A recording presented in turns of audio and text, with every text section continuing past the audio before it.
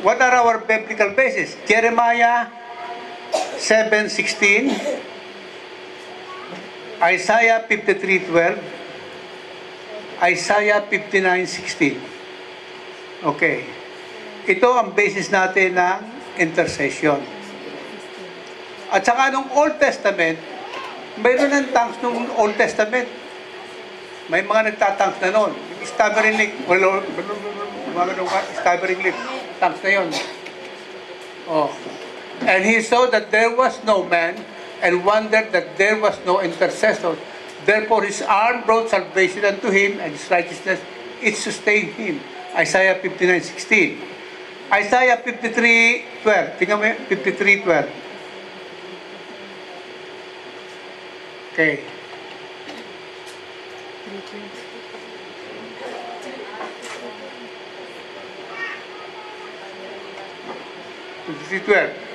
Okay.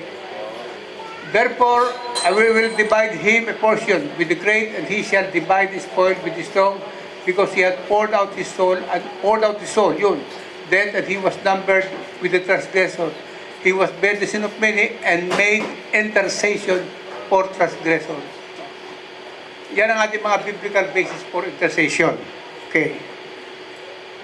Jeremiah 7:16.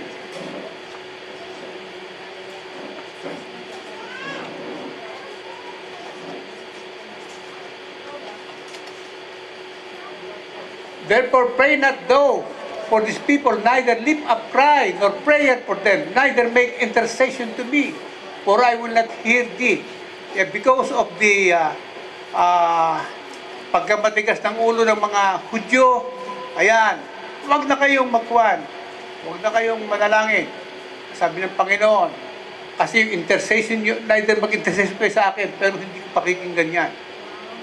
Hello, because of the heart is not right, no? So, the word there is intercession.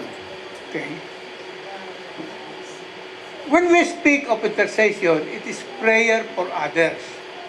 And when we speak of prayer for others, my beloved, tingnan natin ang New Testament, Romans 8:26. Romans 8:26. Prayer for others is Romans 8:26. And what is it? The Spirit itself helpeth our infirmities, for we know not what we should pray for as we ought, but the Spirit itself maketh intercession for us with groanings. Yan. With groanings which cannot be uttered. Yung groaning, ganun yung groaning. No? Kaya, madalas ko, kanina, parang gano'n kanina dito, nung nakaupo ako dyan eh. Nag-google ako. Anong ibig sabihin nun? May i-raise up kung mga manggagawa dito ang silo. Minister. And probably, mga watchman yan. Mga intercessor yan. I-raise up nila.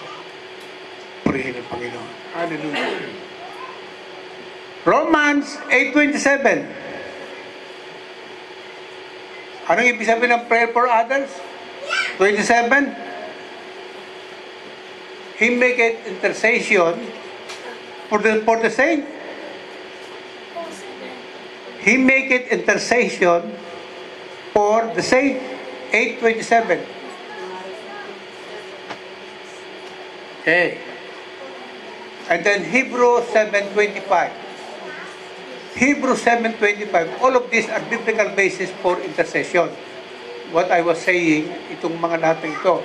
Kasi yung intercession means prayer for other. O ano sinabi dyan? The Spirit itself make it intercession for us. Sabi sa 26.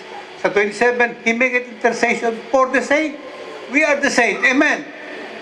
Sabi mo, kapatid, yung santo, hindi lamang patay. Pati buhay. Mantakin mo yung santo ka na. Sabihin mo, santo ka, saint. We are the saint. Amen. Hebrews 7:25, He ever liveth to make intercession for them. And that is Jesus Christ. Until now, Jesus Christ is making intercession for us. Hello? Kaya, nandun siya sa itaas, nag-intercede doon, pagkatapos, you must be identified as intercessor with the great intercessor. Jesus Christ is the great intercessor, and you are the small intercessor. Hello?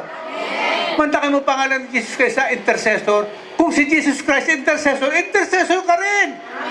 Why? Because the Spirit of Christ is in your heart by faith. Hallelujah. If you do your part, then the Lord will do His part. Kung hindi ka gumawa, walang magagawa ang Panginoon. Bakit? Ikaw yung ambasador. Ikaw yung anak niya nandito. O ikaw yung manggagawa niya. Ay hindi ka, tamimi ka. Walang mangyayari. Walang mangyayari. But if you open your mouth and make intercession, something will happen. Amen. Purihin ng Panginoon. So, ano pong significant ng intercession? Ito po significant. O why is it necessary? Romans 10:1. For salvation of Israel. Hello! Hello! For salvation of Israel. Pag nag-intercede ka, masasave ang mga Hudyo. Amen. Don't you know that there are around 300,000 ng mga Jewish people, ng mga Messianic, all over the world? Akala ba niya, ilan lang yan? 300,000 na ngayon.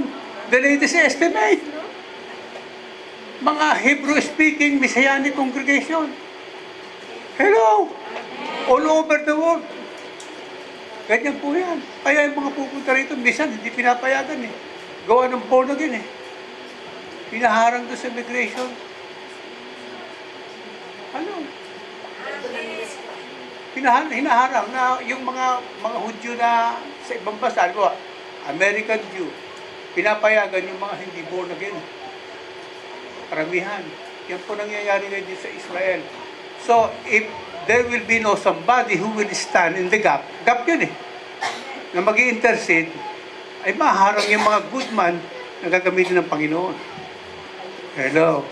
O, sabihin mo sa kapatid, tumpak nga pala yung sinabi ni Pastor Piscia. Tayo magwa-watchman, mag-i-intercessor. Amen! Amen! O, sige, palakpakan natin si Lord. Pag nakasa po niyo yung vision, nako, pag nag-intercede ka pati, hindi lamang yun. Dadami lalo ang membro ninyo. Pag mahilig mag-intercede. Pero yung tamad mag-intercede, depleted yan, pakunti ng pakunti yan. Tandaan niyo yan. Hello? Oh. Pagka nalimutan nyo intercession, pakunti ng pakunti ang member. Tsaka ano pa, parang patay yung kwan. Yung member mo. Oh, ang ganda-ganda nung kinakanta, pagkatapos wala, partod lang. Pero pag pinag-intercede mo yan, lalakas siya, pre-revive. Tingnan mo si Pablo, sabi niya sa Galatian, my little children, of whom I travail again, until Christ is being formed in you. Ay, sa book of Galatians. Ano siya sabi ni Pablo? Okay. Kayo, nung hindi pa kayo Kristiyano, pinagtatravel ko na kayo. Travel. Kind of prayer naman. Ano ba yun? Mga nganak. Sino mga nanay dito? O, ano yung nanasan nyo sa labor? O, ganun. Ganun, di ba? Ganun yung nanganganak, ganun. Weird kan tingnan, weird. Pero, totoo yan. Nangyari sa akin sa Baguio yan eh. O, nanganak ako. Ito, pinaka-weird nga mga Kristiyano. Mantakay mo, lalaki nanganganak. Gurang na manganganak pa, ano? Ha? Bata manganganak. Dalaga, wala namang asawa, manganganak. Ha? Iyon, nangyayari lang sa ating pagka-Kristiyano. Ha? Sapagkat, pag nag-travel ka, ibig sabihin nun, nanganganak ka. May pinapanganak kang maboborn again, may pinapanganak kang minister, may pinapanganak kang answered prayer, at marami pang iba.